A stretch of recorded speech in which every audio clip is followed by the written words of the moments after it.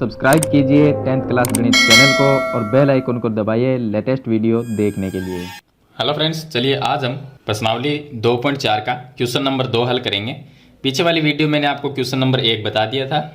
अगर वो नहीं देखा आपने तो इस वीडियो की डिस्क्रिप्शन में प्लेलिस्ट का लिंक मिल जाएगा, उस पर क्लिक करके आप पीछे वाला वीडियो देख सकते हैं। तो चलिए हम क्वेश्चन नंबर 2 को हल करते हैं। इसमें दिया गया है कि एक त्रिघात बहुपद प्राप्त कीजिए। अब त्रिघात बहुपद कौन सा होता है? जिसमें सबसे बड़ी घात 3 होती है, तो वो त्रिघात बहुपद हो गया। जिसके शून्यांकों का योग दो शून्यांकों को एक साथ लेकर उनके गुणनफलों का योग और तीनों शून्यांकों का गुणनफल क्रम से दी गई संख्याएं हैं। ये जो संख्या दी गई है, ये संख्या, पहली जो संख्या है वो संख्या क्या है कि जो 3 शून्यक है उनका योग है, और दूसरी संख्या तीनों 2 शून्य को एक साथ लेकर उनके गुणनफलों का योग, और जो माइनस में 14 है ये तीनों शून्यकों का गुणनफल है। तो देखिए, हमें एक त्रिघात बहुपद प्राप्त करना है। तो पहले हम ये मानते हैं कि माना त्रिघात बहुपद। अब त्रिघात बहुपद किस तरह का होता है तो मैं लिख देता हूं। त्रिघात बहुपद होता है ax³ प्लस bx² प्लस में cx और प्लस में d। तो इस रूप का एक त्रिघात बहुपद होता है।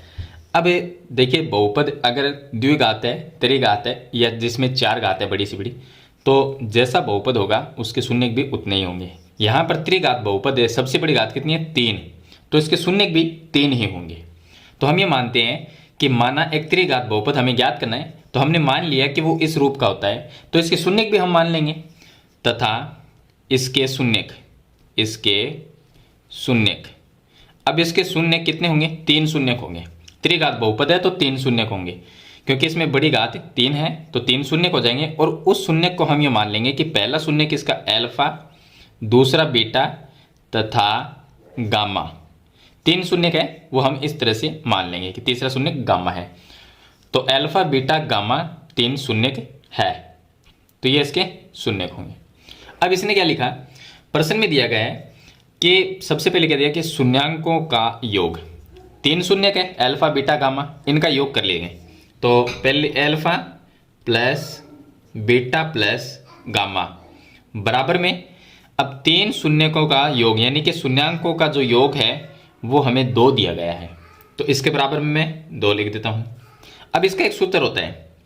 इसका सूत्र क्या होता है कि alpha plus beta plus gamma बराबर होता है माइनस में b/a होता है। अब यहां पर मैं ऐसा लिख सकता हूं, इस 2 के बट्टे में मैं 1 लिख सकता हूं, इससे कोई फर्क नहीं पड़ेगा। अब देखिए, यहां पर जो 2 है इसको मैं ऐसे भी लिख सकता हूं, माइनस और -2 ऐसे भी लिख सकते हैं। इस 2 को ऐसे लिख सकते हैं क्योंकि माइनस माइनस गुणा के तो प्लस ही बन जाएगा और 2 का 2 रह जाएगा, और बट्टे में जो 1 है उसको हम ऐसा कैसा लिख देंगे। चलिए, दूसरा इसने क्या लिखा कि 2 शून्यांकों को एक साथ लेकर उनके गुणनफलों का योग, यहां तक। तो 2 शून्य को एक साथ लेना है, अल्फा बीटा को एक साथ लेंगे, दोनों को गुणा करेंगे तो क्या बनेगा? अल्फा गुणा बीटा बनेगा।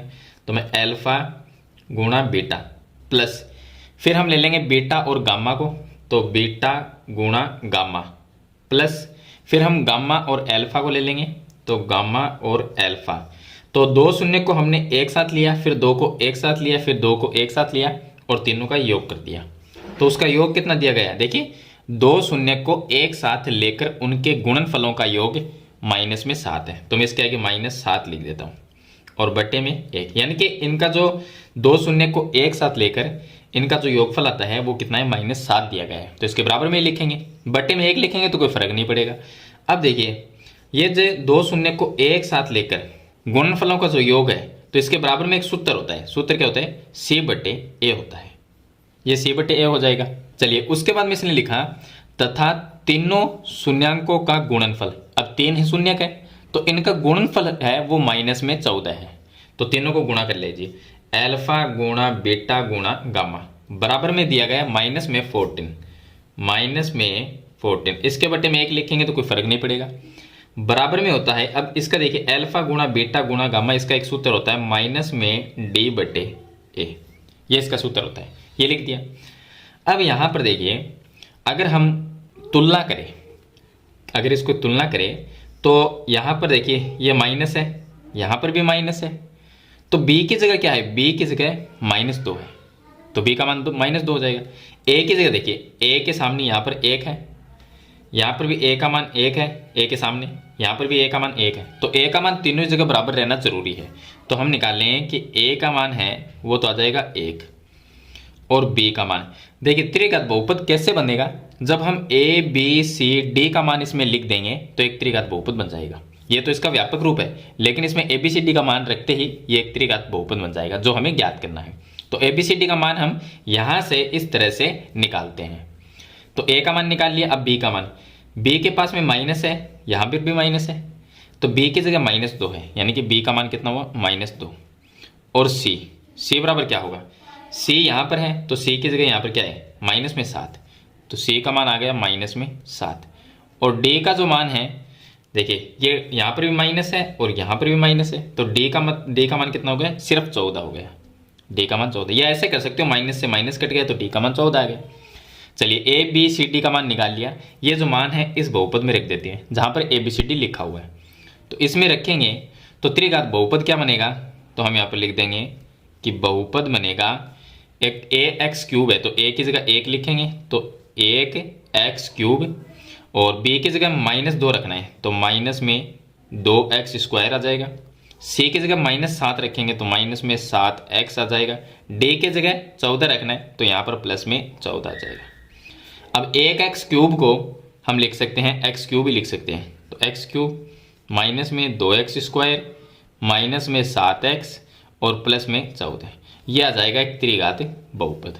तो इस तरह से हम त्रिघात बहुपद है वो हम ज्ञात करते हैं। तो ये था इसका क्वेश्चन नंबर 2, जिसमें हमें एक त्रिघात बहुपद है वो प्राप्त करना था जिसके शून्यांकों का योग और गुणनफल 2 शून्यक को एक साथ लेकर और तीनों शून्यांकों का जो गुणनफल है वो हमें दिया गया था। तो इस तरह से हम एक त्रिघात बहुपद है वो बनाते हैं। तो मेरे ख्याल से ये क्वेश्चन है आपको अच्छी तरह समझ में आ गया होगा। फिर भी इसके बारे में कोई सवाल या सुझाव है तो मुझे कमेंट बॉक्स में जरूर लिखना। आज की वीडियो में इतना ही, मिलते हैं एक नई वीडियो के साथ, तब तक के लिए थैंक यू।